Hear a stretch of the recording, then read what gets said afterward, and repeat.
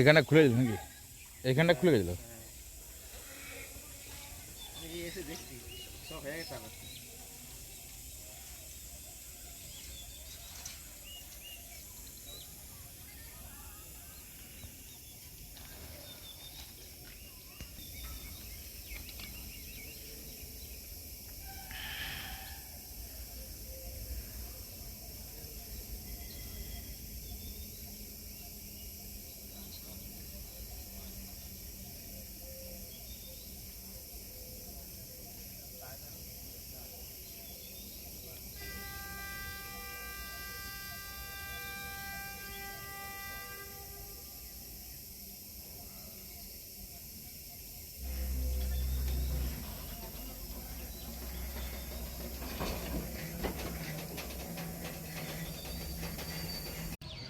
দেখলাম বলতে মালগাড়ি তোমার 22টা বগি পেছন ছেড়ে ইঞ্জিন সমেত 5টা বগি নিয়ে এগিয়ে চলে গেছে। হ্যাঁ, দিয়ে কিছুক্ষণ যাওয়ার পর আবার থামে।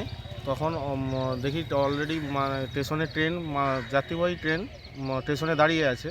তো এই 5টা বগি কিছুক্ষণ পর আবার স্টেশন থেকে লোক এসে বগি আবার পেছন দিকে নিয়ে গিয়ে মালগাড়ির সঙ্গে জুড়ে ট্রেনটা আবার আগিয়ে নিয়ে যায়। এতে যাত্রীবাহী গাড়ির ট্রেনের টাইমটাও নষ্ট হয়। আমরা অনেকক্ষণ ধরেই দাঁড়িয়েছিলাম। এটা কি বিপদ? বড় এটা যদি নিশ্চয়ই বড় সড়ো বিপদ। রাতে বলে গার্ড যদি ঘুমিয়ে থাকতেন তাহলে তো বিপদের শেষ থাকতো না, আমরাও বিপদের সম্মুখীন হতাম। চোখের সামনে এইসব দেখতে পাচ্ছি। রেলের সত্যি গাফিলতি, প্রচুরই গাফিলতির সম্মুখীন দেখতে পাচ্ছি।